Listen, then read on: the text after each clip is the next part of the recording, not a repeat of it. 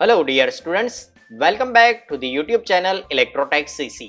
पिछले वीडियो में हमने डिस्कस किया था करंट सोर्स इन्वर्टर, किस तरह से single phase transistorised current source inverter work करता है। आज के वीडियो में हम डिस्कस करने वाले हैं pulse width modulation based inverter, यानी कि पीडब्ल्यूएम बेस्ड इन्वर्टर किस तरह से वर्क करता है, कौन कौन से अलग अलग टाइप होते हैं पीडब्ल्यूएम के और पीडब्ल्यूएम टेक्निक्स के। तो चलिए स्टार्ट करते हैं। मैंने यहाँ पे जो ये ट्रांजिस्टराइज्ड इन्वर्टर यूज किया है वो एक सिंगल फेज का फुल ब्रिज इन्वर्टर है, जिसमें एक कांस्टेंट करंट सोर्स लगा है और इन्वर्टर में एक सिंपल सा रेजिस्टिव लोड यूज किया है। और हम यहाँ पे डिस्कस करने वाले हैं कि पल्स विड्थ मॉड्यूलेशन क्या होता है। पल्स विड्थ मॉड्यूलेशन का मीनिंग होता है कि जो यहाँ पे हमने स्विचेस यूज किए हैं उसके जो गेट पल्स है और जो यहाँ पे ट्रांजिस्टराइज्ड स्विच है उसके जो बेस करंट के पल्स होंगे उसे हम अलग अलग पल्स के विड्थ में यूज करने वाले हैं और इसके लिए अलग अलग पल्स विड्थ मॉड्यूलेशन की टेक्निक देखने वाले हैं। तो चलिए स्टार्ट करते हैं। फर्स्ट ऑफ ऑल हम यहाँ पे देखेंगे कि पल्स विड्थ मॉड्यूलेशन को इन्वर्टर में यूज करने से क्या क्या एडवांटेजेस मिलते हैं। तो सबसे पहला एडवांटेजेस है कि हम आउटपुट वोल्टेज जो यहाँ पे रेजिस्टिव लोड के अक्रॉस मिलते हैं उसे कंट्रोल कर सकते हैं। इस वोल्टेज को कंट्रोल करने के साथ हम यहाँ पे फ्रीक्वेंसी भी कंट्रोल कर सकते हैं। इसके अलावा अगर आपको यहाँ पे हार्मोनिक्स रिड्यूस करने हैं तो इसको भी आप पल्स विड्थ मॉड्यूलेशन की मदद से रिड्यूस कर सकते हो। जो भी पल्स विड्थ मॉड्यूलेशन के पल्स है वो यहाँ पे हमें स्विचिंग में यूज करने हैं और इसी वजह से हम यहाँ पे V/F रेशियो कंट्रोल कर सकते हैं। अगर V/F रेशियो कंट्रोल करेंगे तो हम इंडक्शन मोटर को इजीली ड्राइव करवा सकते हैं। तो ये इसके एडवांटेजेस है। पल्स विड्थ मॉड्यूलेशन को यूज करने से आपको ये सारे एडवांटेजेस मिल सकते हैं। लेकिन पीडब्ल्यूएम की बहुत सारी अलग अलग टेक्निक्स होती है जिसको हम यहाँ पे क्लासिफाई करना चाहते हैं। तो पल्स विड्थ मॉड्यूलेशन को आप यूनिपोलर एंड बाइपोलर दो अलग अलग पार्ट में डिवाइड कर सकते हो। इसके अलावा यहाँ पे पल्स विड्थ मॉड्यूलेशन को single pulse and multiple pulse width modulation में आप डिवाइड कर सकते हो। इसी तरीके से आप यहाँ पे साइनोसॉइडल पल्स विड्थ मॉड्यूलेशन का भी इस्तेमाल कर सकते हो। तो इसको किस तरह से यहाँ पे जनरेट किया जाता है, किस तरह से bipolar and unipolar waveform generate होते हैं, किस तरह से single pulse and multiple pulse width modulation use किया जाता है, इसके बारे में हम सबसे पहले देख लेते हैं। तो सबसे पहला पॉइंट है वो है unipolar versus bipolar pulse width modulation. Unipolar pulse width modulation में हमारे पास एक हाई फ्रीक्वेंसी का ट्रायंगुलर वेवफॉर्म होता है जिसे रेफरेंस वेवफॉर्म बोला जाता है।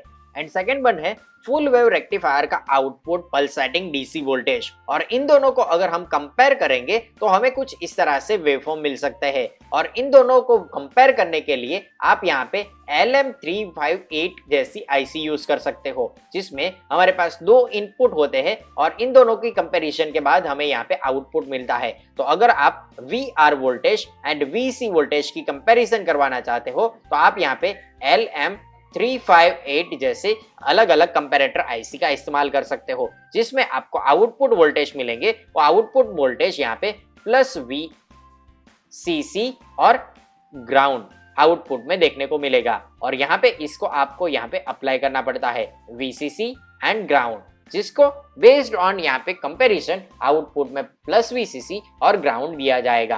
तो यहाँ पे आपको जो आउटपुट पल्स मिलेंगे उसमें प्लस VCC और ग्राउंड देखने को मिलेगा, यानी कि 0 वोल्ट देखने को मिलेगा। तो इस तरह के जो पल्स होते हैं उसे यूनिपोलर पल्स विड्थ मॉड्यूलेशन बोला जाता है।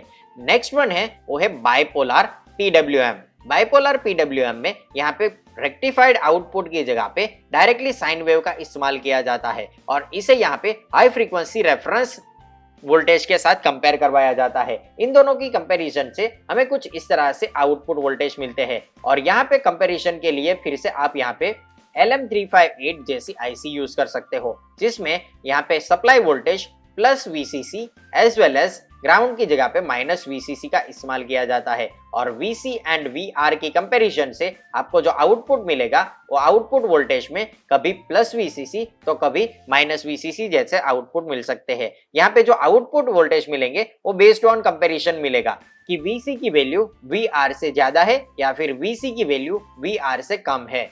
इस कंपैरिजन पे आपको यहाँ पे आउटपुट वोल्टेज प्लस VCC और -VCC जैसे आउटपुट वोल्टेज मिल सकते हैं। और इसके अगर आउटपुट के वेवफॉर्म हम बात करें तो हमें कुछ इस तरह से आउटपुट वोल्टेज मिल सकते हैं, जिसमें maximum value +VCC, minimum value -VCC जितने मिल सकते हैं। और इस टाइप के जो वेवफॉर्म होते हैं जिसमें positive voltage as well as negative voltage जैसे वेवफॉर्म मिलते हैं, उसे हम bipolar pulse width modulation based output voltage बोल सकते हैं। और इससे अगर हम किसी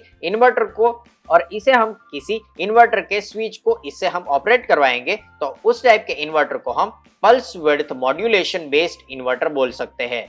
इसी तरीके से यहाँ पे हम single pulse and multiples modulation को देख सकते हैं। सिंगल पल्स मॉड्यूलेशन में स्विच को एट अ टाइम एक ही बार टर्न ऑन करके टर्न ऑफ कर दिया जाता है, जिससे आपको कुछ इस तरह के यहाँ पे बेस करंट के वेवफॉर्म अप्लाई करने पड़ते हैं और इससे जो आउटपुट वोल्टेज मिलता है वो कुछ इस तरह से हमें देखने को मिलता है। लेकिन मल्टीपल्स पल्स विड्थ मॉड्यूलेशन में एट अ टाइम एक स्विच को multiple time turn on and turn off किया जाता है और सेकंड स्विच को टर्न ऑन करते वक्त सेकंड स्विच को multiple time turn on and turn off किया जाता है। तो इसके जो बेस के करंट है उसको कुछ इस तरह से यहाँ पे यूज किया जाता है और इससे हमें आउटपुट वोल्टेज जो मिलेंगे वो कुछ इस तरह से मिलेंगे, जिसमें एट अ टाइम स्विच को multiple time turn on and turn off करवाया जाता है। देन सेकंड मोड में सेकंड स्विच को multiple time turn on and turn off करवाया जाता है। इससे आप यहाँ पे हार्मोनिक्स रिड्यूस कर सकते हो। तो यहाँ पे ये डिफरेंस आपको समझ में आ गया होगा। सिंगल पल्स मॉड्यूलेशन में आपको एक स्विच को एट अ टाइम एक बार टर्न ऑन करके टर्न ऑफ करना होता है, जबकि मल्टीपल्स पल्स विड्थ मॉड्यूलेशन में मल्टीपल टाइम टर्न ऑफ करके टर्न ऑन किया जाता है। तो ये बेसिक सा डिफरेंस था single pulse and multiples modulation में। नेक्स्ट हम बात करने वाले हैं यहाँ पे voltage control method in inverter कि किस तरह से हम इन्वर्टर में आउटपुट वोल्टेज को कंट्रोल कर सकते हैं। अगर आपके पास फिक्स डीसी आउटपुट वोल्टेज है तो आप उसे यहाँ पे एक स्विचिंग के थ्रू यहाँ पे कंट्रोल कर सकते हो। इस स्विचिंग सर्किट को बोला जाता है चॉपर सर्किट। इस चॉपर सर्किट को आप यहाँ पे कांस्टेंट डीसी सप्लाई अप्लाई करोगे तो यहाँ पे आपको आउटपुट में वेरिएबल डीसी पावर मिलेगा और इस वेरिएबल डीसी पावर आप यहाँ पे इन्वर्टर में अप्लाई करोगे तो आउटपुट के जो वोल्टेज मिलेंगे वो एसी वोल्टेज वेरिएबल मिलेंगे और यहाँ पे इस वेरिएबल डीसी की मदद से आप इस वेरिएबल एसी को लोड को अप्लाई करके लोड में जो आपको फंक्शन चाहिए आप यहाँ पे फंक्शन ले सकते हो। तो इस तरह से आप यहाँ पे सिंपली डीसी वोल्टेज को वैरी करके आउटपुट वोल्टेज में एसी वोल्टेज को वैरी कर सकते हो। इसके अलावा अगर आपको यहाँ पे इन्वर्टर में डायरेक्टली जो गेट पल्स यूज करते हो उस गेट पल्स की पल्स विड्थ कंट्रोल करने से भी आउटपुट वोल्टेज में कंट्रोल मिल सकता है। तो ये बेसिक मेथड थी कि आउटपुट वोल्टेज को अगर हमें कंट्रोल करना है तो हम या तो इनपुट सप्लाई को वैरी कर सकते हैं या फिर यहाँ पे इन्वर्टर में जो गेट पल्स यूज करते हैं उसकी पल्स विड्थ वैरी करके यहाँ पे हम आउटपुट वोल्टेज को वैरी कर सकते हैं। नेक्स्ट पॉइंट है वो है एप्लीकेशन ऑफ इन्वर्टर्स। इन्वर्टर को बहुत सारी जगह पे यूज किया जाता है, जैसे कि इंडक्शन मोटर की ड्राइव में। इंडक्शन मोटर को ड्राइव करने के लिए यहाँ पे स्पेशल इन्वर्टर की रिक्वायरमेंट होती है और उस इन्वर्टर को हम यहाँ पे जो भी टोपोलॉजी सीखे हैं उसकी मदद से डिजाइन कर सकते हैं। नेक्स्ट वन एप्लीकेशन है वो है अनइंटरप्टेबल पावर सप्लाई, जिसे यूपीएस भी बोला जाता है। यूपीएस में एक कांस्टेंट डीसी पावर सप्लाई होता है और इस कांस्टेंट डीसी पावर को एसी में कन्वर्ट करने के लिए आप यहाँ पे इन्वर्टर का इस्तेमाल कर सकते हो। नेक्स्ट वन है वो है stand by power supply. Stand by power supply का इस्तेमाल आप इन्वर्टर की मदद से कर सकते हो।